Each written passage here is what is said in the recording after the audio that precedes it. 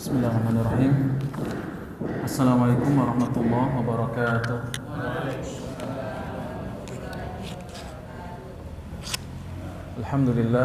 Alhamdulillahi rabbil alamin.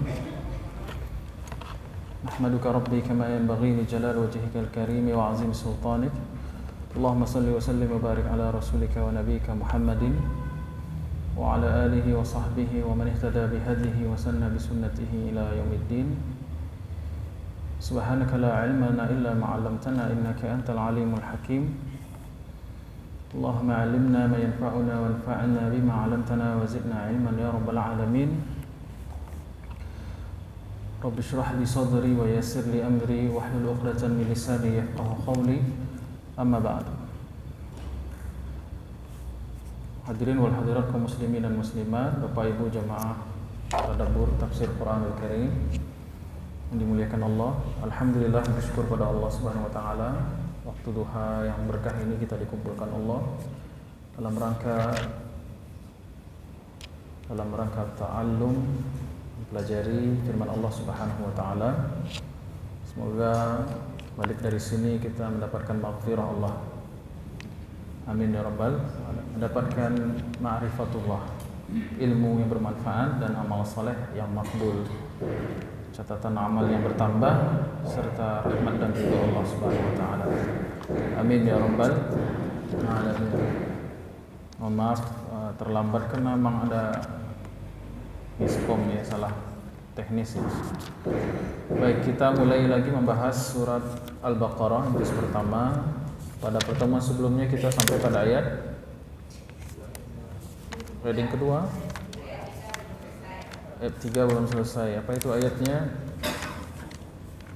Sebelum kita mulai kajian, kita baca dulu surat Al-Fatihah bersama-sama, lalu membaca surat Al-Baqarah 5 ayat pertama. A'udzu billahi minasy syaithanir rajim. Bismillahirrahmanirrahim. Alhamdulillahi rabbil alamin. Ar-Rahmanir Rahim. Maliki yaumiddin. Iyyaka na'budu wa iyyaka nasta'in. Ihdinas siratal mustaqim. Siratal ladzina an'amta 'alaihim ghairil maghdubi 'alaihim waladdallin. Amin. Bismillahirrahmanirrahim. Alif lam mim. Dzalikal kitabu la raiba fihi hudan lil muttaqin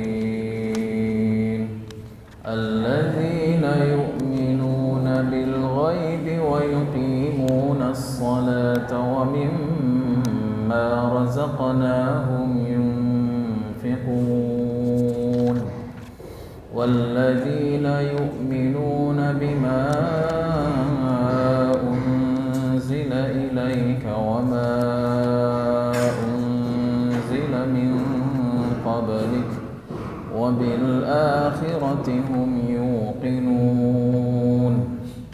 Ulaika ala hudan min rabbihim wa ulaika humul muflihun. Allahumma ja'alna minal muflihin. Amin ya rabbal alamin. Kita kemarin sampai pada ayat berapa, Bu? 3 ya? Baik. Sekali lagi, suratul Baqarah dimulai dengan pembicaraan tentang pembagian manusia menjadi 3 golongan. Yang pertama ayat 1 sampai 5 bicara tentang al-muttaqun, orang-orang yang takwa. 2 ayat berikutnya bicara tentang al-kafirun, 2 ayat. Kemudian 13 ayat berikutnya bicara tentang al-munafiqun. Ya. Berarti kita sekarang dihadapkan kepada 3 pilihan. Mau masuk muttaqun, muttaqin, atau kafirin, atau munafiqin, kan gitu. Perbedaannya apa? Kalau al-muttaqin antara lahir dan batin sama. Mulutnya ngomong iman, hatinya ngomong iman, amal perbuatannya juga dilandasi iman. Jadi muttaqin orang yang zahir wal batin sawa, nama sama. Sedangkan kafirin lahir batin jelek. Sedangkan munafiqin batinnya jelek, melahirkan, menampakkan yang baik-baik.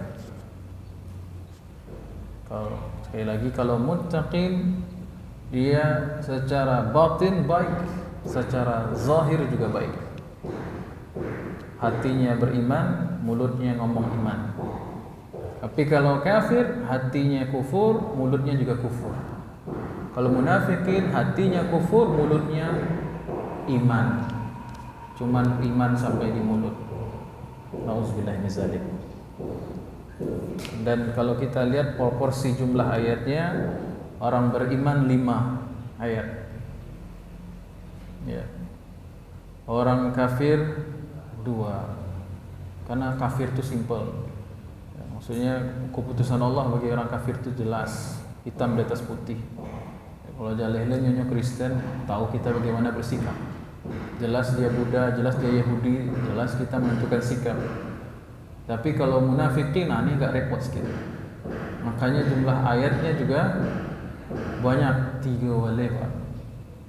Ya. 13 Bu? Hah?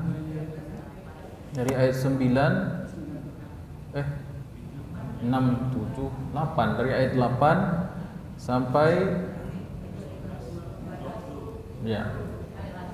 sampai halaman berikutnya setengah. Ya, sebelum ya ayuhan nasu ubudu rabbakumul ladzi khalaqakum. Sampai ayat 2. Ya.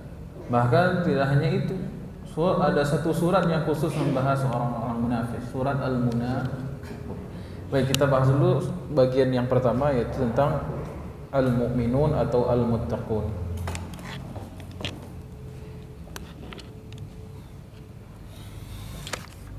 Bismillahirrahmanirrahim. Dzalikal kitabu la raiba fihi hudan lil muttaqin. Sebelum kita bahas lebih lanjut, di situ ada tanda pada kalimat la raiba fihi. Kemarin lupa kita bahas. Ada sebuah simbol di atas tuh, titik 3. Nampak Bu? Nah, titik 3-nya berdekatan. Itu tanda, salah satu tanda hukum tajwid yang mana harus berhenti di salah satu tempat. Baik di tempat titik yang pertama maupun tempat titik yang kedua. Jadi cara bacanya ada 2 alternatif. Dzalikal kitabu la raib fihi hudan lil muttaqin. Cara bacanya zalikal kitabu la raib fihi hudan lil muttaqin, atau berhenti di fihi. Jadi cara bacanya zalikal kitabu la raib fihi hudan lil muttaqin. Tidak boleh lanjutkan saja. Zalikal kitabu la raiba fihi hudan lil muttaqin. Kenapa begitu? Karena maknanya berbeda. Makna yang pertama, zalikal kitabu la raib. Kitab Al-Qur'an ini tidak ada keraguan dan celah baginya. Sempurna. Fihi, di dalamnya ada hudan lil muttaqin. Di dalamnya ada petunjuk bagi orang yang takwa. Itu terjemahnya jadinya. Kalau berhenti kita di fihi, maknanya dzalikal kitab, itulah kitab Al-Qur'an, la raiba fihi, tidak ada keraguan dan celah di dalamnya, hudan lil muttaqin, sebagai petunjuk bagi orang yang bertakwa. Jadi beda berhenti, beda maknanya. Baik, itu yang kemarin kita lupa membahas. Kemudian kita lanjut pada ayat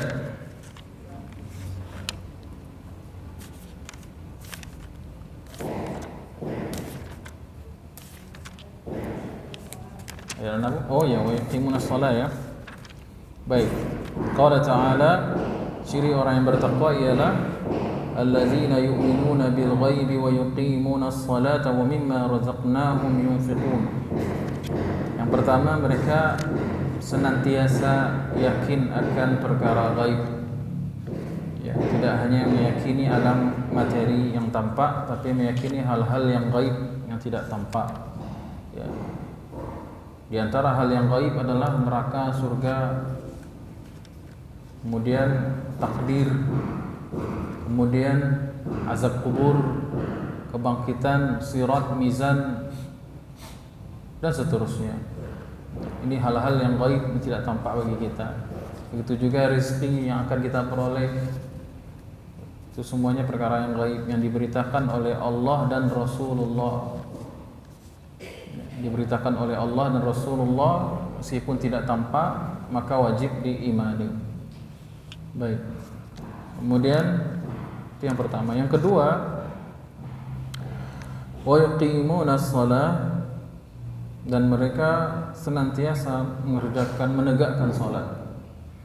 Kenapa dari tadi saya menerjemahkannya senantiasa?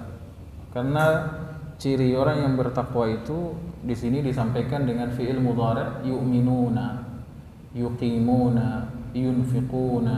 Itu dalam bahasa Arab disebut dengan fi'lul mudhari' alias kata kerja aktif. Bermakna saat ini dan nanti, terus konsisten. Jadi imannya ndak musiman, do Ramadannya beriman, pilkadanya beriman. Selesai Ramadan, selesai juga ngajinya, selesai dah salatnya gitu. Atau ingat Allahnya ketika sedang susah saja, ketika senang lupa sama Allah. Jadi bagi orang yang bertakwa, semua hal boleh berubah, semua kondisi boleh bertukar. Presiden boleh berganti, menteri boleh di reshuffle, ya Bu ya. Perusahaan boleh pemilikannya berbeda-beda, tapi yang satu yang tidak berubah apa Bu? Iman kepada Allah. Itu tidak berubah. Baik, sabar ya Bu ya, bunyinya tuh toko-toko ya. Sabar.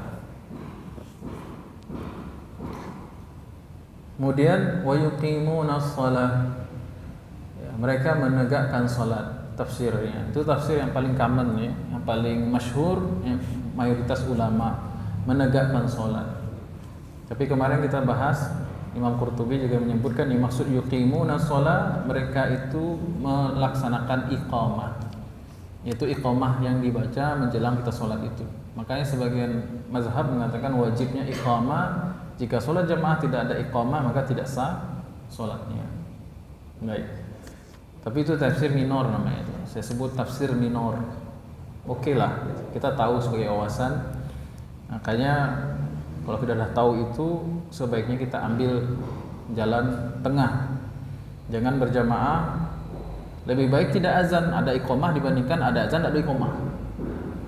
Ya, misalnya gini, orang azan nih, tapi langsung aja sholat sudah itu. Lebih baik dia iqamah tanpa azan dibandingkan azan tak ada iqamah. Dalilnya apa? Wa yuqimunas shalah. Mereka mengiqamatkan salat mereka. Baik.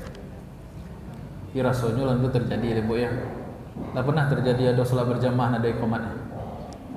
Rasanya tak ada kecuali salat Id. Salat surang juga Pak. Salat surang cilai. Salat Id tidak ada iqamahnya. Begitu juga salatul Jumaah tidak ada iqamatnya. Langsung saja. Ya, begitu turun khatib dari mimbar langsung sholat Jumaah.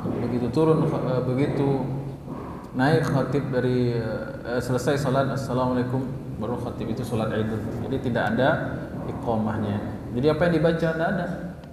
Kalau sholat Id imam langsung memberi komando saja sawu sufufakum, rapat dan luruskan shaf. Ya. Jadi tidak ada iqamah. Baik. Jadi wa yuqimuna shalah menjadi dalil wajibnya iqamah bagi sebagian mazhab. Baik, wa yuqimuna sholata, as-shalah maknanya di sini ialah salat secara istilah. Karena salat secara bahasa artinya doa. Wa yuqimuna shalah maknanya mereka menegakkan sungguh-sungguh dalam melakukan ibadah solat. Ini solat ini tidak main-main. Makanya para ulama umumnya menafsirkan iqamatus shalah maknanya ialah menunaikan semua rukun wajib solat, melengkapi dengan sunnah-sunnahnya, kemudian menyempurnakan dengan khusyuknya dan mewaspadai dengan mubtilat alias pembatalnya. Sekali lagi, menegakkan solat umumnya para ulama menafsirkan ialah mendatangkan seluruh rukunnya dan wajib solatnya, wajib-wajib solat atau rukun solat, kemudian melengkapi dengan sunnahnya,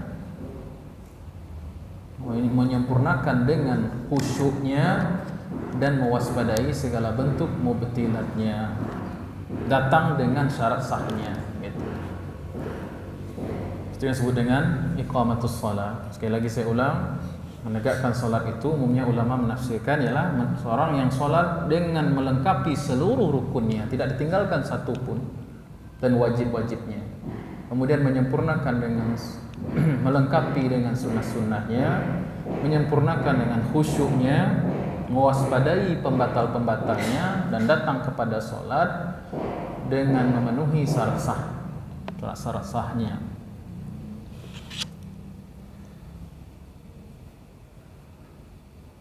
Maka seorang yang muttaqin mustahil bisa menjadi bertakwa kalau tidak belajar fikih, kan begitu jadinya. Mala yatimmul wajibu illa bihi fahuwa wajibun. Ada kaidah yang mengatakan hal yang bisa menyempurnakan keabsahan, kesempurnaan sebuah ibadah wajib, maka ianya juga berhukum wajib. Makanya belajar fikih ibadah itu hukumnya juga fardu. Mustahil orang menjadi wali Allah, mustahil menjadi hamba yang bertakwa, mustahil menjadi penghuni surga lah, gitulah kalau bahasanya, kalau ia tidak mau belajar ilmu fikih. Karena dengan ilmu fikih lah kita mengetahui rukun, mana yang rukun, mana yang wajib, mana yang sunnah, mana yang pembatal, mubtilat, mana syurut, syarat sah. Dan saya berulang kali sampaikan ke jamaah, untuk mempelajari fikih solat ini tidak bisa sekali ceramah, tidak bisa sabana, tidak bisa sekali ceramah, harus disampaikan berepisode itu. Kalau tidak dari pagi sampai malam, nah, bisa tuh. Pagi sampai sore lah minimal. Rancaknya berepisode. Nah, dan ada praktiknya lalu kita lihat sudah benar apa belum. Bulan Maret itu ada ibu-ibu BKMT minta saya jadi juri solat. Jadi dilombakan Pak Ibu, dilombakan siapa solatnya yang paling bagus secara teknis ya. Kita tidak bisa menilai khusyuk, tidak bisa kita. Pokoknya bacaan dan gerakannya gitu. Saya minta jadi juri, pesertanya siapa? Ibu-ibu. Waduh, repot juga ibu-ibu. Carilah ustazah. Kalau ustazah yang bisa nilai, nanti ibunya sujud, mana pula saya menilainya, gitu kan? Ya aduh sih ibu. Ya. Tapi tidak lama menolak kayak gitu. Saya minta, mungkin ustazah itu lebih tepat. Ya. Kecuali apa-apa, kalau apa-apa bolehlah. Kita lihat. Bagus itu bu. Bikin lomba itu ya. Bikin lomba apa? Solat terbaik satu RT kan gitu. Solat terbaik se-RW jamaah gitu kan. Kasih hadiahnya. Jangan lomba panjat pinang saja nanti kan. Lomba makan karupa no. Tidak ada gunanya itu. Ya. Selain kalorinya tinggi, nggak sehat juga makan kerupuk banyak-banyak. Ya. Malah sekarang ada lomba-lomba yang aneh, macam-macam aja lomba-lombanya. Bahkan masuk juga unsur judi kadang-kadang. Peserta semuanya beriuran maka dari iuran itu dikumpulkan jadi hadiah, judi, maisir. Kalau mau sebagian kecil yang ngasih insert, sebagian enggak, free, baru bebas dari judi itu. Ya. Kembali ke pembahasan wa yuqimunas shalah. Mereka yang menegakkan as-salat. Menegakkan itu kan ini gini. Kan kalau rabah itu kan tagaan mereka. Nah, karena kalimat aqama yuqimu itu maknanya menegakkan sehingga dia tidak roboh. Ya. Maka salat punya pondasi. Sebagian bangunan juga punya pondasi. Cita-cita pengen bikin bangunan 10 meter, 20 meter, 100 meter, tapi pondasinya tidak ada. Apa yang terjadi? Ambruk. Ya. Jangankan bangunan tinggi 100 meter, bikin pos ronda saja kalau tidak ada desainnya, gagal tuh Pak. Bikin pondok saja kalau tidak ada desainnya pasti karena angin sekitar roboh. Apalagi sholat, bangunan yang megah ini harus dibangun dengan pondasi. Apa pondasinya? Itu disebutkan sebelumnya. Alladzina yu'minuna bil ghaibi. Jadi salah satu pondasi sholat ialah iman. Iman bosnya yang dia hadapi ini siapa? Dia lagi ngadap siapa? Dia ini siapa? Hajatnya kepada yang dia lagi hadapkan ini sekarang apa? Kesalahannya berapa banyak? Kebutuhannya kepada yang saat ini dia hadapi itu berapa? Namanya juga as-shalah yang bermakna kan, as-shalah maknanya apa Bu? Pak, doa kan? Doa itu kan ada 4 rukun. Pernah sering saya bahas tuh. Doa itu ada 4 rukun. Disebut doa ada 4 rukun. Yang pertama yang berdoa. Yang berdoa ini, yang meminta ini harus tahu dia butuh. Jadi harus sadar diri dia tuh butuh. Yang rukun doa yang kedua, yang dimintai itu Allah Subhanahu wa taala. Dan yang minta tadi itu dia harus merasa butuh dan dia tahu yang dia mintai ini yang satu-satunya yang bisa mengabulkan permohonannya. Yang ketiga apa ya? Bapak, ada yang ingat? Yang ketiga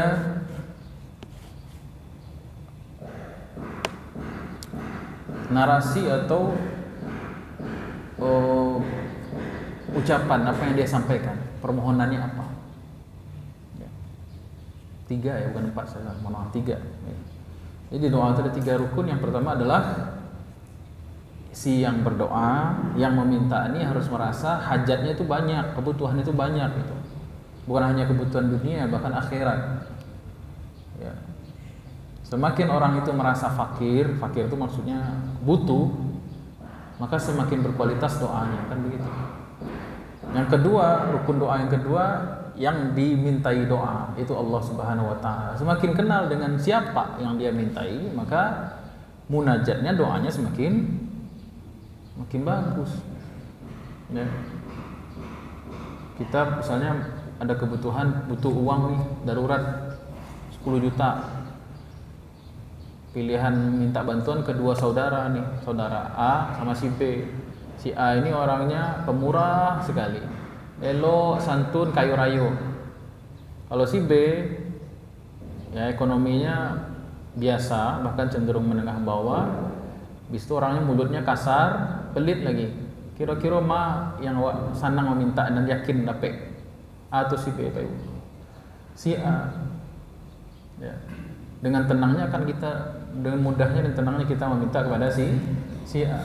Nah, maka si A ini namanya karim, orang yang pemurah. Adakah yang lebih pemurah daripada Allah? Adakah yang lebih maha mendengar, yang lebih bisa mendengar yang mengerti kita dibandingkan Allah? Adakah yang lebih tahu isi hati kita selain Allah? Adakah zat yang kekuasaannya tidak terbatas, kekayaannya tidak terbatas selain Allah? Adakah yang maha pemurahnya seperti pemurahnya Allah? Tidak ada kan Pak Ibu ya? Nah, kalau kita ma'rifat, kenal dengan Allah ini, dan kita merasa memang butuh kepada Allah, bahkan untuk mengerdikan mata sekali ini berhajat kepada Allah, satu helaan nafas kita berhajat kepada Allah, duniawi dan ukhrawi, maka bagaimana kualitas doa kita? Jadi khusyuk itu. Betul enggak Bapak Ibu? Persoalannya kan ibadah kan jadi ritual. Jadi tidak iqamah lagi. Tidak masuk lagi pada kalimat wallazina yuqimunas shalah wallazina yuqimunas shalah. Tidak masuk lagi pada ayat itu. Karena ibadah tidak ada rasa lagi. Yang dianya merasa tidak butuh, kemudian dia nggak kenal siapa yang dia minta itu Allah, akhirnya apa?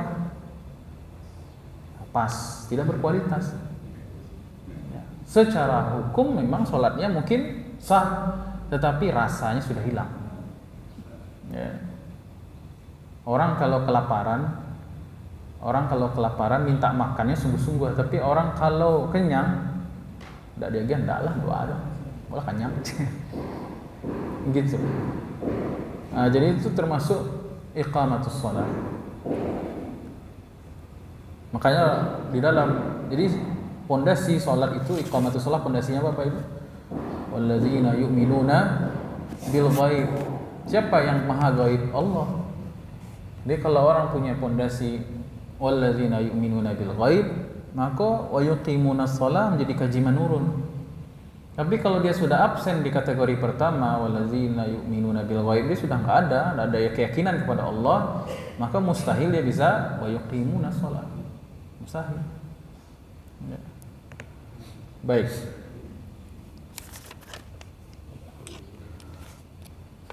Kemudian wa yuqimunas shalah.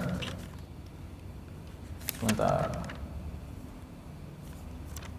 Ulama berbeda pendapat apakah yang dimaksud as-shalah di sini as-shalatul mafruḍah atau as-shalatul nawafil. Apakah ada salat sunnah atau salat wajib? Sebagian ahli tafsir mengatakan yaitu salat wajib. Menegakkan salat-salat wajib yang 5. Aqimis sholata liduluki syamsi. Tegakkan salat ketika matahari terbit, yaitu salat zuhur asar, matahari masih ada di langit gitu. Ila ghasaqil lail, dan tegakkanlah solat ketika matahari sudah terbenam, solat maghrib dan isya. Wa Qur'an al-fajri, dan tegakkanlah solat waktu fajar, itu solat subuh maksudnya. Nah, wa yuqimunas shalah, solat wajib maksudnya 5. Bagi Nabi khusus wa minal laili fatahajjaj bihi nafilatan lak. Bagi Nabi SAW khusus salat wajib bagi Nabi itu ada 2, tambah 2 lagi. Itu salat witir. Ya, salat witir, salat tahajud. Jadi Nabi SAW wajib tahajud dan salat witir. Itu yang dimaksud dengan firman Allah wa minal laili, dan sebagian malam fatahajjaj bihi nafilatan laka ya Muhammad, sebagai nafilah tambahan kewajiban. Kalau bagi kita nafilah di situ maknanya tambahan ibadah, tambahan sunnah. Ya, di satu kata, namun karena khitab arahnya berbeda, jadi hukumnya pun berbeda. Bagi Nabi hukumnya wajib bangun tahajud dan sholat witir. Kalau kita tidak wajib, tetapi sangat dianjurkan. Ya. Baik. Kemudian ada ulama yang menafsirkan wa yuqimunas sholata tidak terbatas ke solat fardu saja, tetapi secara umum solat sunnah juga termasuk di dalamnya. Baik. Dan solat sunnah yang paling afdal, sekali lagi, solat sunnah yang paling utama qabliyah wal ba'diyah. Bukan solat malam. Salat qabliyah dan ba'diyah. Ya, 2 rakaat sebelum subuh, 2 rakaat atau 4 rakaat sebelum dan sesudah zuhur, 2 rakaat atau 4 rakaat sebelum asar, 2 rakaat setelah maghrib, dan 2 rakaat sebelum dan sesudah salat isya. Baik, sebagian ulama mengatakan demikian. Sebagian mengatakan salat yang paling afdal setelah salat fardu adalah salat tahajud. Ya, salat tahajud. Ya. Dalilnya tadi itu ayat tadi sama, surat Al-Isra. Baik. Tapi kalau kita tanya lagi, mana yang lebih afdal, sholat qadha atau sholat sunnah? Mana yang lebih afdal? Mayoritas ulama mengatakan ada sholat qadha ya. Di sini ada ikhtilaf ya. Muhammadiyah memakai pendapat Ahmad bin Hambal tidak ada sholat qadha. Ya, itu juga ulama Zahiriyah. Jadi kalau ada orang yang bertahun-tahun lalu tidak sembahyang, tidak sholat, kemudian dia tobat, tidak wajib qadha, tobat nasuha saja. Ini pendapat minoritas. Tapi ini yang saya lagi jelaskan. Ini lagi saya jelaskan. Sholat qadha, sholat ganti kan. Nah, ulama berbeda pendapat. Minoritas ulama diantaranya kalangan Ahmad bin Hambali dan mazhab Zahiri mengatakan tidak ada. Dan ini yang dipegang oleh Muhammadiyah. Saya orang Muhammadiyah. Tapi saya lebih yakin dengan pendapat mayoritas mazhab yang mengatakan adanya qadha. Nah, karena Nabi SAW mengatakan haqqullah qada'ullahi ahaqqu an yuqda. Sungguhnya hak-hak Allah itu lebih pantas untuk ditunaikan. Hutang kepada Allah itu lebih wajib lagi ditunaikan. Maka mazhab Syafi'iyah, Malikiyah, Hanafiyah mengatakan adanya sholat qadha. Ya. Baik. Jadi kalau masih ada hutang sholat, mending sholat qadha dulu, jangan banyak sholat sunnah, tapi sholat yang lain-lain waktu dulu tidak diganti gitu kan. Ya. Baik. Oh ya, cara pelaksanaan sholatul qadha di waktu mana saja.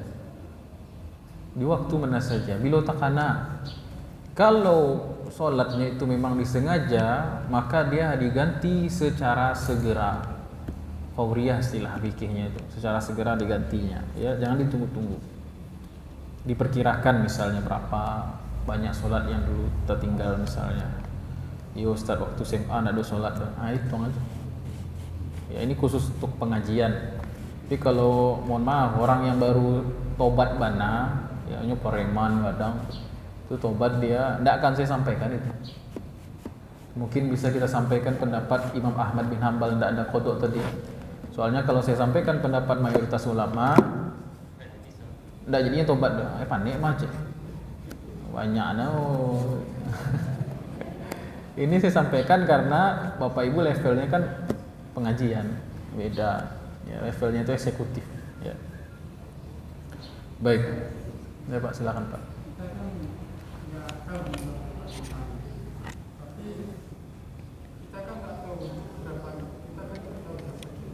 Iya. Oh. Terus kita langsung aja kepada kapan gilingan aja. Iya. Boleh, kapan ingat aja. Pokoknya sudah berikhtiar kita pikirkan kira-kira berapa. Pokoknya sudah ikhtiar, udah berusaha, udah. Baik. Lanjut. Wa yuqimuna shalah, termasuk menegakkan salat ialah merapatkan shaf. Ya, merapatkan shaf termasuk meluruskannya juga menegakkan salat dan berpakaian secara pantas. Allah Ta'ala firman, Khuzu zinatakum ya bani Adam, khuzu zinatakum 'inda kulli masjid. Wahai anak manusia, ya, pakailah perhiasanmu, ambillah perhiasanmu. Khuzu zinatakum, zinah itu perhiasan, zinah bukan zina ya Bu ya. Khuzu zinah, zinah itu perhiasan. Ambillah perhiasanmu setiap kali masuk masjid. Bukan berarti ibu ambil ameh yang kadang-kadang itu pakai kamu saja, tidak. Perhiasan maksudnya itulah pakaian yang pantas. Ya, pakaian yang pantas. Dan salah satu bentuk kalau pakaian yang menutup aurat itu syarat sah sholat. Sah. Misalnya Pak jadi imam itu kan pakai kain sarung, tidak ada ke baju doh. Sah enggak? Sah. Tapi kecil orang gilo masih. Atau training yang panjang gitu kan, pakai singlet. Sah enggak? Secara fikih sah. Bahkan lebih ekstrim lagi, Seperti orang yang tersesat di hutan, pakaiannya hilang, mohon maaf, telanjang dia, sholat dia sah, sholat dia, karena memang tidak ada yang menutupi misalnya kondisi-kondisi tertentu misalnya. Ya. Tapi itu tidak begitu. Yang iqamatus sholat itu levelnya lebih tinggi. Jadi mau jadi orang bertakwa, dia pakaiannya pakaian takwa juga kan begitu ketika sholat. Jadi pakailah pakaian yang proper. Ya. Nah kalau apa-apa persoalannya, mohon maaf, laki-laki khususnya ya, anak muda ini banyak nih. Bahkan tidak syarat sah saja tidak masuk karena bajunya pendek, baju kaos adik dipakai. Ketika rukuk nampak belahan haram tuh. Kemudian pakai, kalau laki-laki banyak memakai pakaian yang celana panjang yang ketat. Celana panjang saja bahan slim fit itu sudah makruh hukumnya itu. Bolehnya jadi imam. Ya. Jadi saya kalau ngelihat imam garin yang pakai celana panjang, ya celana panjang ini sempit gitu ya, tegur. Kalau jadi imam minimal ya celana, jangan celana lah gitu. Ya. Ini bukan persoalan NU Muhammadiyah ya. Kadang orang ini mengafiliasikan sesuatu tidak pada tempatnya. Kok yang celana panjang kok Muhammadiyah, kok yang sarungan kok NU. Enggak, itu urusannya. Ada urusan itu. Yang jelas kalau pakai celana panjang kan terbentuk tulang kita. Terbentuk tulang kita. Karena dalam fikih Islam yang disebut menutup aurat itu kan tidak membentuk, kan begitu. Bolehnya jadi imam. Ya, maka sebagian masjid di Padang ini itu menyediakan jubah untuk imam. Jubah luar gitu Pak. Masjid ini ada nih, masjid sini ada nih. Jadi kalau saya mau jadi khatib di sini atau imam, ada jubah luar. Nah, jadi walaupun ustadz nih pakai celana panjang dikasih luar. Masjid Al-Hakim juga. Ada ukurannya pula, ada L, M, S. Ya, pertama kali saya khutbah di Masjid Al-Hakim, ustadz nih jubahnya ukuran yang mana? Dipakai kan? Kira enggak boleh bawa pulang dah. Nah, ini gimana nih, mau dibawa pulang hadiah apa gitu? Enggak ustaz, dilepas lagi gitu ya. Oh gitu. Ya udahlah. Jubahnya bagus ya. Itu kesempurnaan, dan kesempurnaan solat bagi pria diantaranya juga ialah memakai penutup kepala. Apapun itu, namanya peci, namanya taqiyah, kopiyah, alai, sorban kah namanya menutup kepala ini termasuk kesempurnaan solat. Ya, kesempurnaan daripada solat. Itu yang masuk dengan zinah tadi itu. Zinah itu perhiasan, pakaian terbaik untuk sholat. Ya, saya mau nantang bapak ibu atau apa lah khususnya mau nantang bapak ibu, coba rasakan perbedaannya kalau kita sholat itu menghargai pakaian ketika menghadap Allah. Pasti rasakinya beda, khusyuknya pun beda. Kalau ada cahaya sih di sholat tuh, ya. Kadang-kadang pakai baju bola Ronaldo tulisannya, ya. Sehingganya takbir, orang di belakang menceliak Ronaldo. Itulah bacaan orang sholat orang. Ya. Tengok Ronaldo kini di mana? Oh, An-Nasr di Saudi kini mana? Dalam Islamnya panjang itu di kepala. Ronaldo pindah gini bu di seri Liga Arab gini. Ya. Kok jadi bahas Ronaldo? Jadi apalagi pakaian-pakaian yang ada simbol-simbol yang haram, simbol agama lain, salib misalnya, atau tangkura. Ya. Ada yang tangan mengepal kemudian jari tengahnya simbol cari di barat kan begitu. Masalah buat lo katanya. Itu orang di belakang baca begitu. Ini memang masalah. Ya. Tapi kalau perempuan lebih simpel saja ya. Pakai mukena bagus ya, Bu ya.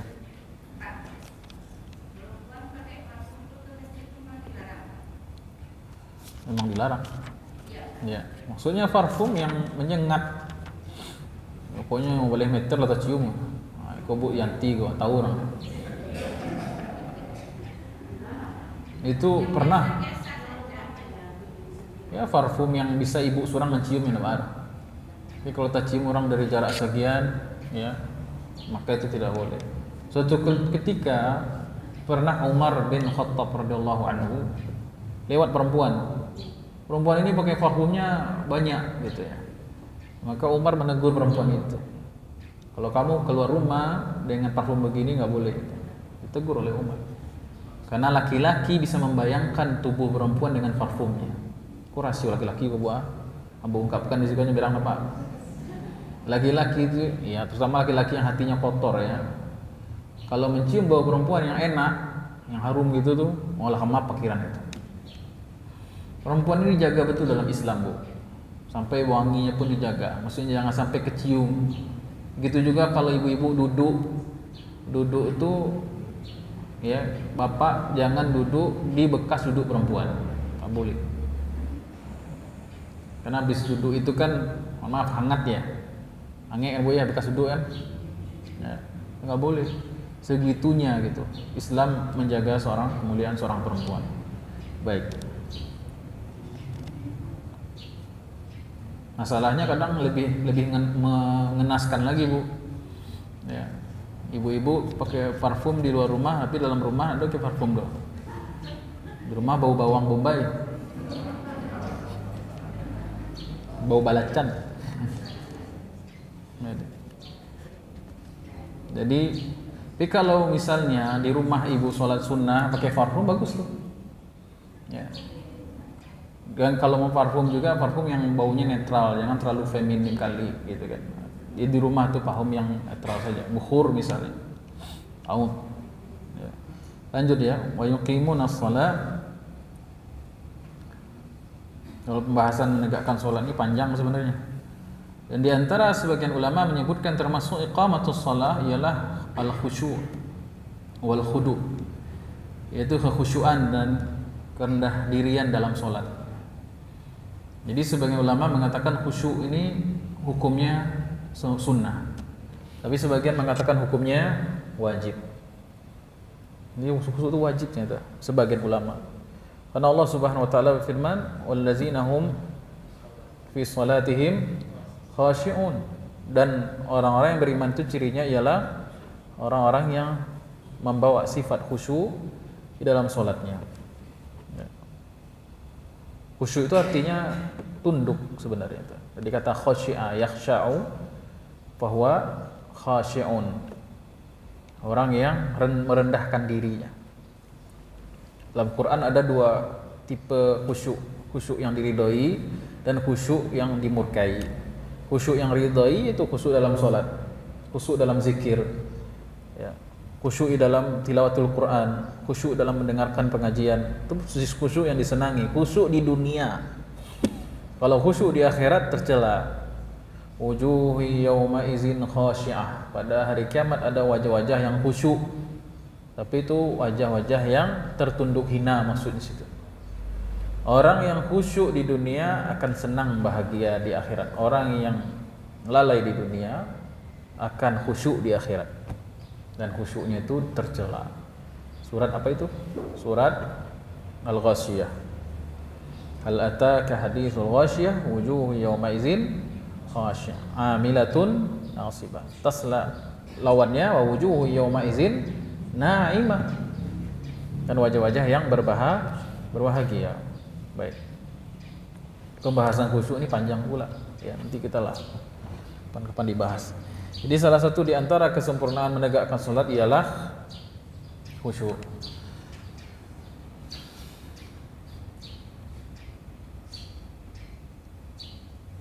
Baik, kemudian yuqimuna shalah wa mimma razaqnahum yunfiqun. Bentar.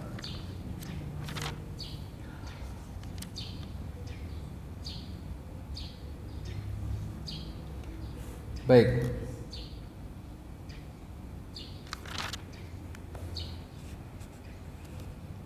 Kalimat salat dalam Al-Quran itu maknanya ternyata banyak, Bapak Ibu. Banyakan maknanya ya. Saya sebutkan beberapa. Kalimat salat dalam Quran juga bisa bermakna qala qaumun hiya ma'khuzatun minas shalah wa huwa 'irqun fi wasati nahri. Fi wasati zahr.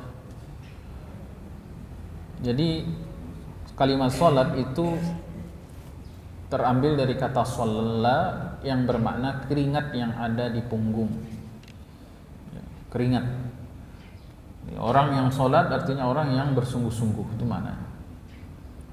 Ada yang mengatakan sholat itu wahiyya ma'khuzatun minal luzum. Ada yang memaknai sholat itu maknanya luzum, yaitu senantiasa, kontinuitas.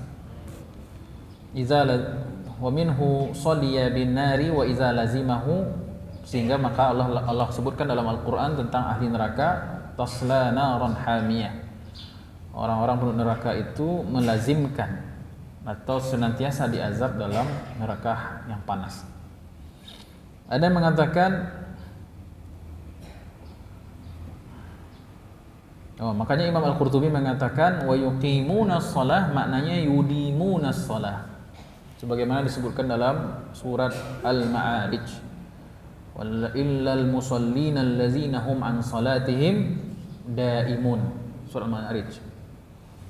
Makanya disebut yuqimuna shalah, maknanya yudimuna shalah dari makna bahasa tadi itu. Makanya Imam Qurtubi mengatakan wa ka'annal ma'na 'ala hadza mulazamatul ibadati 'ala al-haddi allazi amara Allah taala bih. Itu orang yang melazimkan, senang salat. Di ciri orang yang bertakwa itu adalah senang salat. Salat duha, salat tahajud, ya salat wajib jangan ditanya lagi. Ya, senang aja salat dia.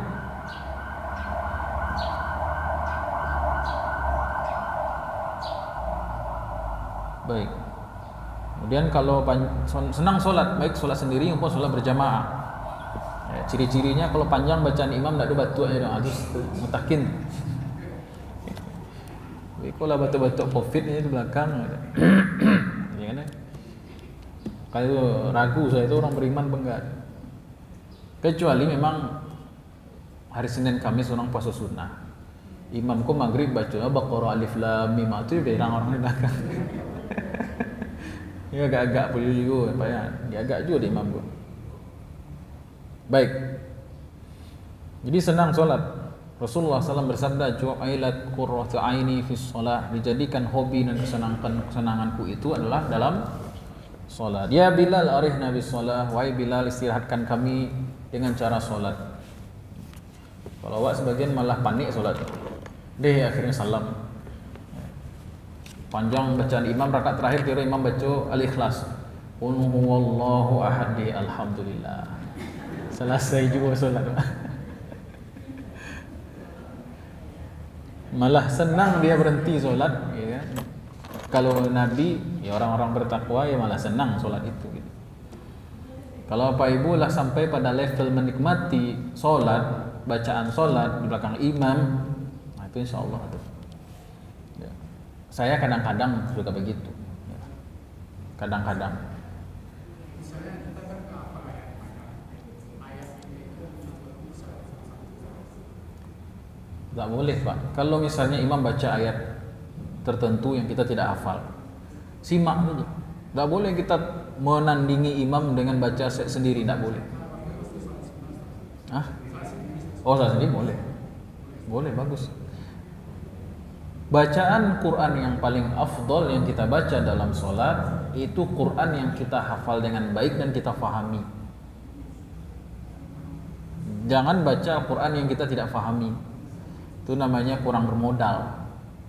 Allah mengatakan dalam Quran, "Utlu ma uhiya ilaika minal kitab wa aqimis shalah." Pelajari Quran itu, hafalkan, pelajari isinya, baru tegakkan sholat. Jadi salah satu ciri menegakkan sholat ialah orang yang sholat dengan modal Al-Quran. Pilih salah satu atau beberapa juz, beberapa surat dalam Quran yang Bapak Ibu senang. Bos senangnya surah Al-Waqiah Ustaz. Oke, hajar, pelajari surah Al-Waqiah itu. Saya senangnya Yasin Ustaz. Oke, baca Yasin. Saya senangnya Al-Mulk Ustaz. Oke. Saya senangnya Al-Ikhlas Ustaz. Itu semua orang senang.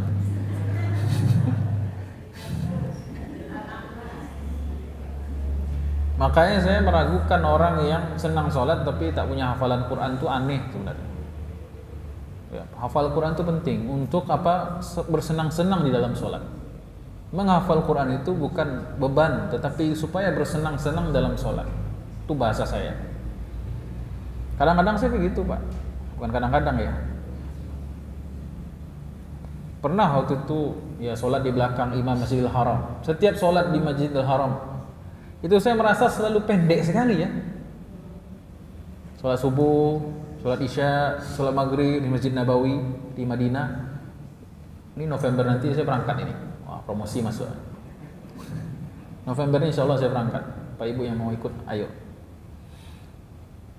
Dia sholat di belakang imam. Kalau di Masjid Nabawi, Masjid Haram, itu insya Allah saya merasa kok bacanya pendek sekali ini. Ya.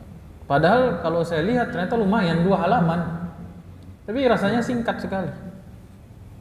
Dan di Kota Padang ini atau Sumbar lah, jarang saya temukan imam yang membuat saya demikian, jarang. Kadang-kadang imamnya lagi rancak sound system masjidnya masalah. Kadang sound systemnya lagi rancak, imamnya ndak rancak. Bacaannya gitu. Ya, itu banyak kendalanya, faktor ya. Kalau Masjidil Haram itu walaupun outdoor kan, tapi soundnya masya Allah itu. Imamnya S3, ya doktor, mengerti apa yang dia bacain. Kalau imam awak kan enggak, nggak ngerti boleh jamaah gitu. Itu masalah. Iya po. Jadi bagi saya tasawuf, ilmu tasawuf itu bukan ilmu yang istilahnya bukan wangsit dari langit, enggak. Kita sungguh-sungguh belajar. Kita pelajari isi, kita hafalkan Quran itu, kita bawa dalam sholat, itulah makna ibadah. Ya, makna ibadah yang menyenangkan itu. Jadi kata Nabi pada Bilal, arihna bis shalah, jadikanlah wisata kita dalam sholat. Baik. Dan sholat yang paling afdal adalah sholat yang panjang berdirinya. Sholat yang paling afdal adalah sholat yang panjang berdirinya. Kapan? Yang lama berdirinya. Dan yang memahami ini Rasulullah SAW. Makanya Rasulullah sampai bengkak kakinya itu. Karena itu sholat yang paling afdal, yang panjang berdirinya. Ya. Kalau bengkak juga kaki tapi tidak sholat noh gitu. Tahu? Hah? Ah, itulah. Sama-sama bengkak tapi sebabnya beda. Ya.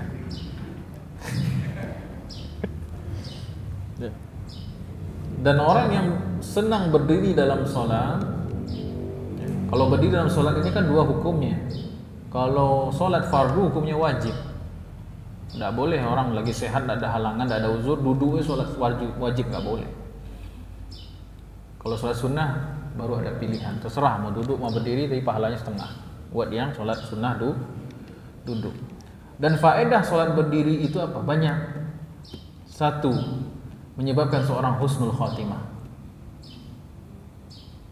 Manfaat sholat berdiri itu namanya juga wa yuqimuna sholat. Aqamah itu kan berdiri, tegak. Manfaat sholat berdiri itu 1, husnul khatimah. Dalam kitab Jami'ul Ulum wal Hikam, Ibnu Rajab Al-Hambali mengutip sebuah riwayat hadis. Malaikatul maut, malaikat maut Israil alaihissalam, ketika ingin mencabut nyawa seseorang, maka dia bisa menciumi badan orang itu. Kalau dari kakinya ada bau qiyam, ada bekas-bekas berdiri sholat, maka dia tidak bisa mencabut nyawa dengan kasar lewat kaki itu, karena kakinya dipakai untuk qiyam. Itu. Kemudian kalau dia perhatikan naik ke atas, dia perhatikan perutnya, dadanya, bagian tengah badan, ternyata ada siyam, rajin puasa orang, maka tidak bisa dia mencabut nyawa secara kasar lewat badan, bagian tengah badan. Kemudian naik ke atas lagi, dia lihat, dia cium, dia baui, ternyata di kepalanya, otaknya ada Al-Quran, maka tidak bisa dia nyabut nyawa sembarangan lewat kepala. Jadi 3 amalan ini menyebabkan orang husnul khotimah. Apa bu? Qiyam, siyam, Quran. Sekali lagi apa? Qiyam, siyam, Quran. Kaki qiyam, badan tengah siyam, kemudian kepala Quran. Ada malaikat maut datang seorang kau mencabut nyawa. Kiranya tidak ada Quran setiap hari kepala itu. Oh, akhir kira. Sailah. lihat kakinya, kok malih sholat mah. Nampak malaikat itu bisa mengenali seseorang dengan baunya. Jadi amal soleh kita tuh punya bau khas yang bisa dikenali oleh malaikatul maut, malakul maut. Itu satu manfaat yuqimunas shalah. Manfaat yuqimunas shalah yang kedua, orang yang sering berdiri dalam solat itu, manfaat yang kedua adalah singkat dan mudahnya dia di padang mahsyar ketika hari yaumul qiyamah. Mahsyar itu kan pernah kita bahas di Masjid Al-Hakim ya, tentang tafsir surat apa waktu itu? Ada yang ingat? Tafsir surat apa waktu itu? Pokoknya tentang surat inilah, surat Juz Amma salah ya. Bahwasanya berdirinya manusia pada hari kiamat disebut yaumul qiyamah. Al-qiyamah dari kata qiyam, maknanya berdiri, hari berdiri, tagak solahnya. Jadi jangan bayangkan padang mahsyar itu ada kafe duduk sini, berdiri semuanya. Semakin orang itu rajin sholat, semakin pendek berdirinya, mudah urusannya. Tapi semakin jarang orang itu sholat, semakin lama tagaknya suatu di akhirat. Jadi kalau bisa aku panjang imam baca Al-Quran, lain akan bu. Berarti imam itu kan baik sama awak. Dibawanya awak kasarunggo deh imam tuh. Kok imam lo nanti apa? Hah? Ya. Kadang imam yang disalahkan. Ya. Baik. Manfaat qiyam yang ketiga adalah cepat melewati sirat. Kadar seorang melewati sirat itu sesuai dengan kadar sholatnya, qiyamnya. Makanya Imam An-Nawawi dalam kitab Al-Azkar menyebutkan sebaik-baik solat adalah solat yang paling panjang qiyamnya. Wa yuqimuna as-salat. Baik. Sampai sini ada pertanyaan?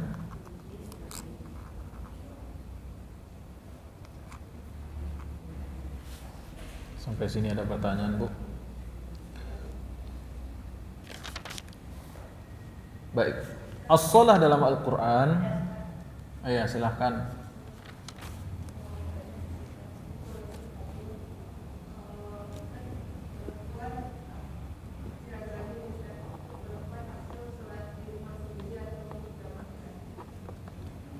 Mana yang lebih afdal, perempuan sholat di rumah atau sholat di masjid? Tergantung kondisi.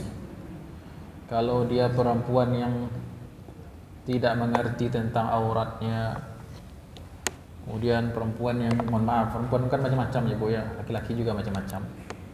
Kalau dia tidak pandai menjaga auratnya, tidak pandai menjaga mulutnya, tidak pandai menjaga baunya, tidak pandai menjaga parfumnya, tidak pandai menjaga pergaulannya, mending di rumah.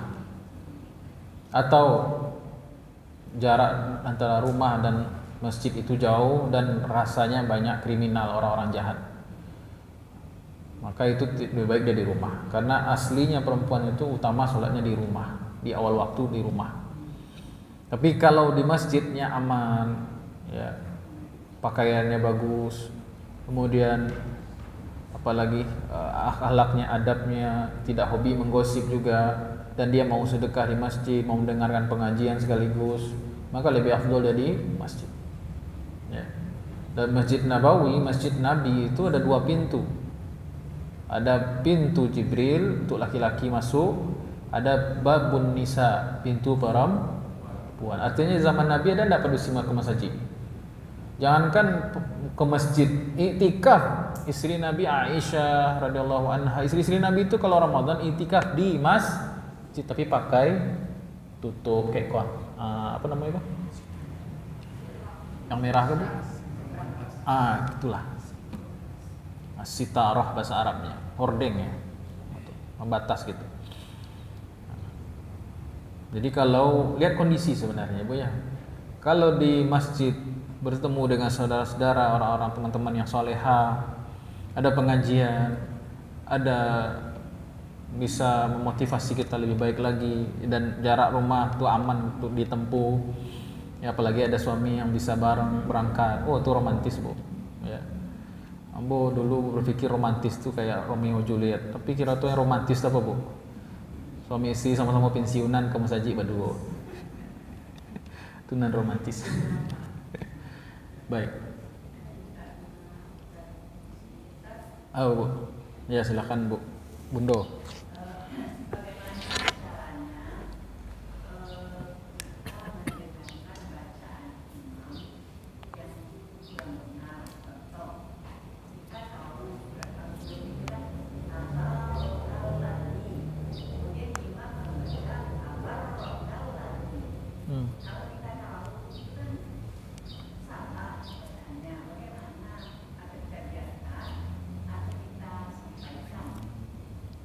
Selama itu bukan rukun sholat, biarkan saja.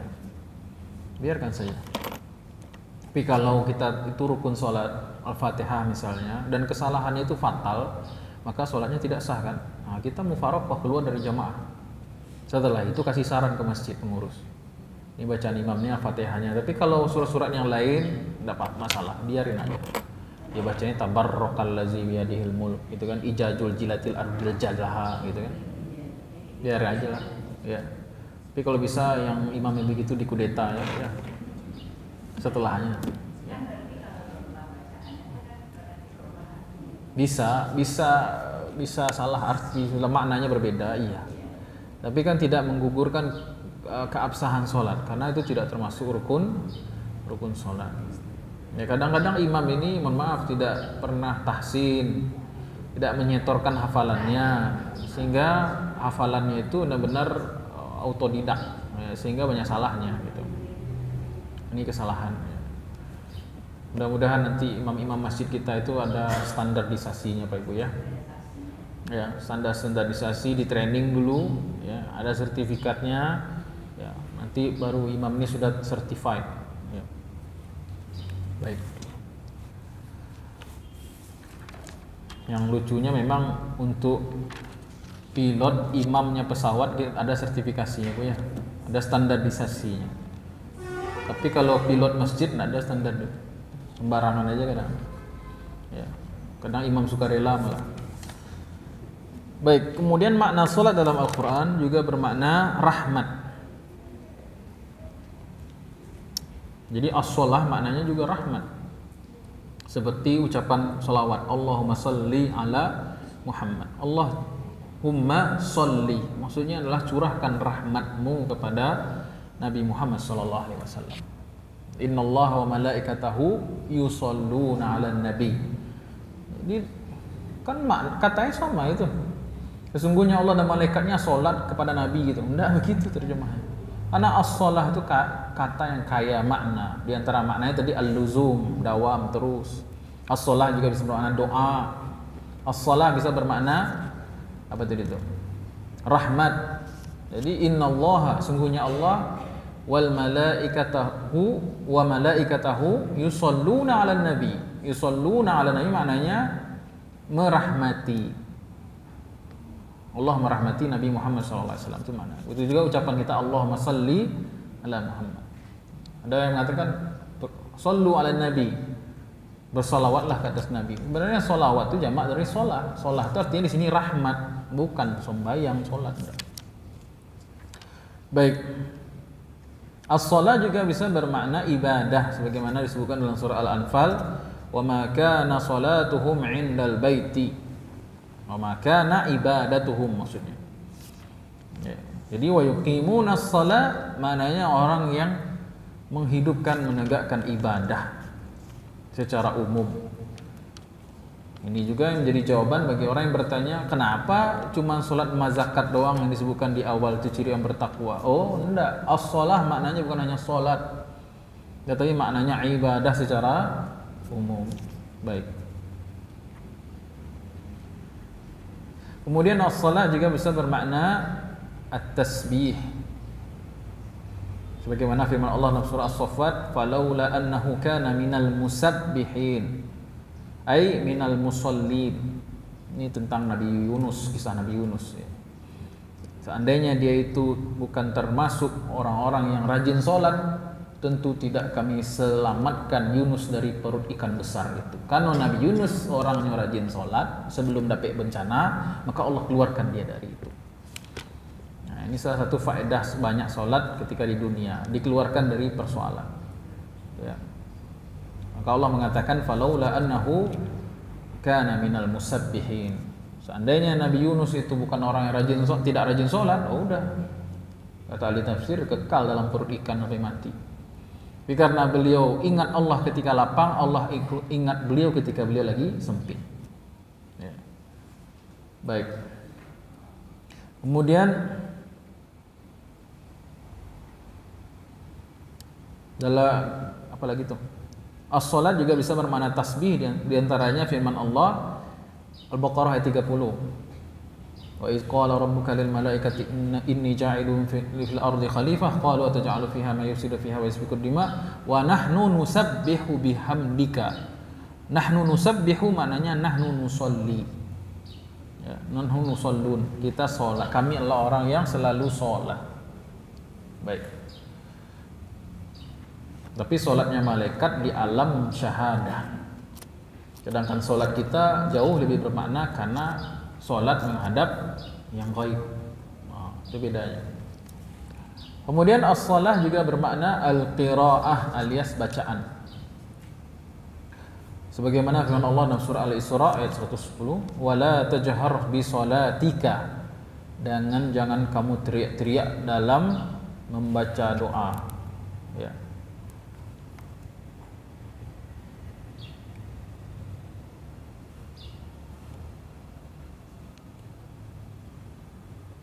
Bentar Bu ya. Jadi as-shalah juga bisa bermakna al-qiraah alias bacaan salat. Kemudian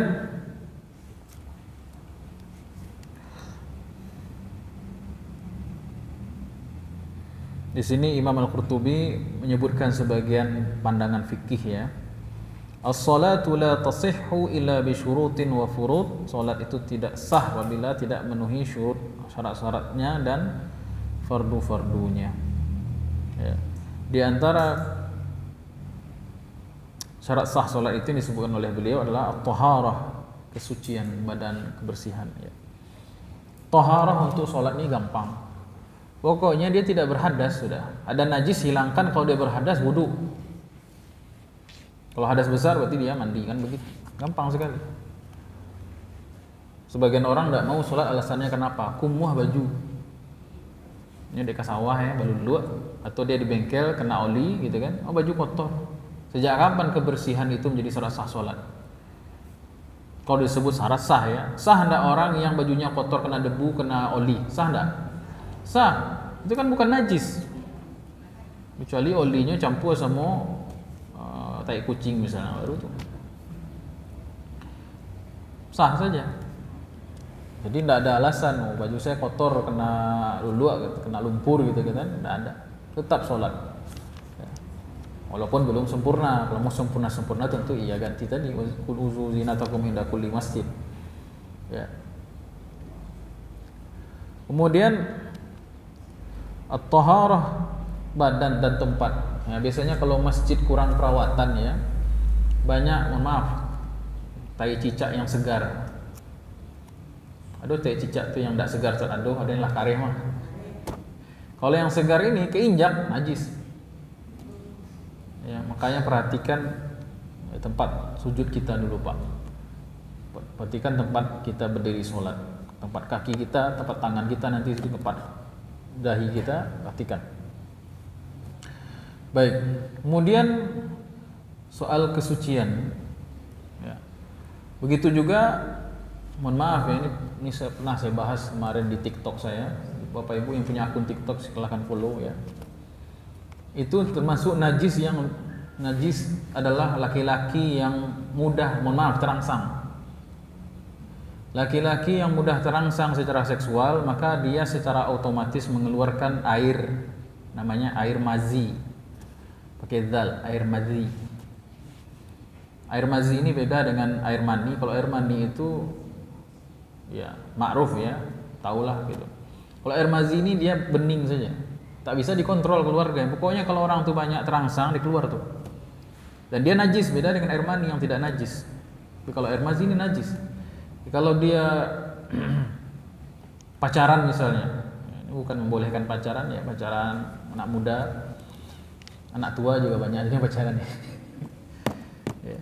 Pacaran akhirnya nafsu keluar air mani, pasti itu nafsu tuh.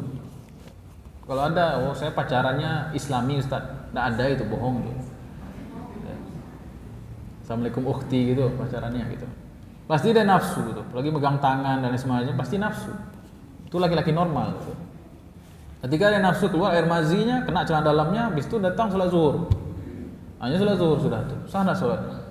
Tidak sah sholat. Nah, atau dia habis melihat film apa namanya? Film porno misalnya. Atau suami istri bahkan. Suami istri jalan-jalan keluar mesra-mesraan, kita pengantin baru ya. Akhirnya mazinya keluar, akhirnya tidak dibersihkan. Dan itu bukan aib sebenarnya, laki-laki normal itu. Yang aib itu yang bikin dosa tadi itu ya. Imam Muslim meriwayatkan sebuah hadis, Rasulullah SAW pernah dikonsultasikan ya, pernah Ali bin Abi Thalib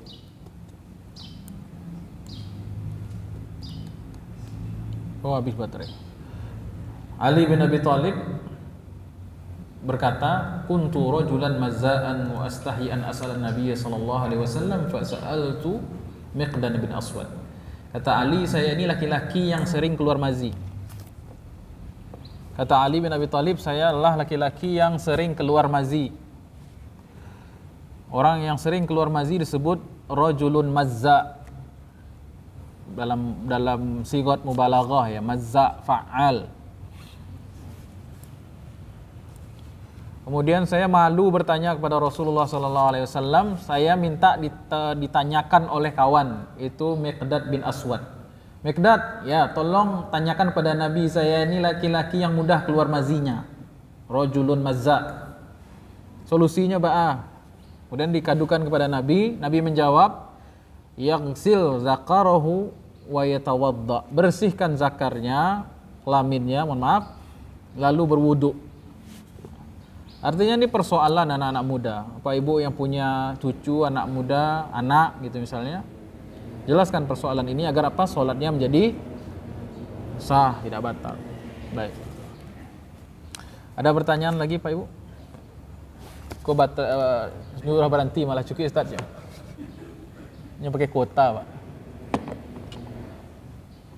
Ada pertanyaan Bu? Pak? Oh iya, low baterai.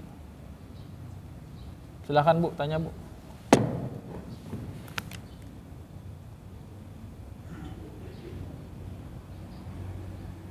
Ada pertanyaan Pak?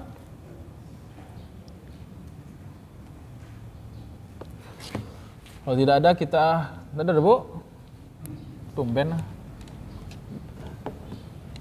Baik, kalau tidak ada kita akhiri dengan hamdalah. Alhamdulillahirabbil alamin. Subhanakallahumma rabbana bihamdika asyhadu an la ilaha illa anta astaghfiruka wa atubu ilaik. Oh iya, kita doa bersama dulu ya. A'udzubillahi minasyaitonirrajim. Bismillahirrahmanirrahim. Alhamdulillahirabbil alamin arrahmanir rahim maliki yaumiddin iyyaka na'budu wa iyyaka nasta'in. Ihdinas siratal mustaqim siratal ladzina an'amta 'alaihim ghairil maghdubi 'alaihim waladdallin. Amin. ربنا ظلمنا أنفسنا وإن لم تغفر لنا وترحمنا لنكونن من الخاسرين اللهم اغفر لنا ذنوبنا ولوالدينا وارحمهم كما ربونا صغارا ولإخواننا الذين سبقونا بالإيمان ولا تجعل في قلوبنا غلا للذين آمنوا ربنا إنك رؤوف رحيم ربنا لا تؤاخذنا إن نسينا أو أخطأنا ربنا ولا تحمل علينا إصرا كما حملته على الذين من قبلنا ربنا ولا تحملنا ما لا طاقة لنا به واعف عنا واغفر لنا وارحمنا أنت مولانا فانصرنا على القوم الكافرين اللهم إنا نسألك سلامة في الدين وعافية في الجسد وبركة في الرزق وزيادة في العلم وتوبة قبل الموت ورحمة عند الموت هون علينا في سكرات الموت والنجاة من النار والعفو عند الحساب وأدخلنا الجنة برحمتك يا أرحم الراحمين اللهم ربنا هب لنا من أزواجنا وذرياتنا قرة أعين واجعلنا للمتقين إماما اللهم اجعل القرآن ربيع قلوبنا واجعلنا من أهله وذريتنا من أهل القرآن آمين يا رب العالمين ربنا آتنا في الدنيا حسنة وفي الآخرة حسنة وقنا عذاب النار سبحان ربك رب العزة عما يصفون وسلام على المرسلين والحمد لله رب العالمين. Banyak maaf. Assalamualaikum warahmatullahi wabarakatuh. Pekan depan di Al-Hakim ya Pak Ibu ya? Insyaallah.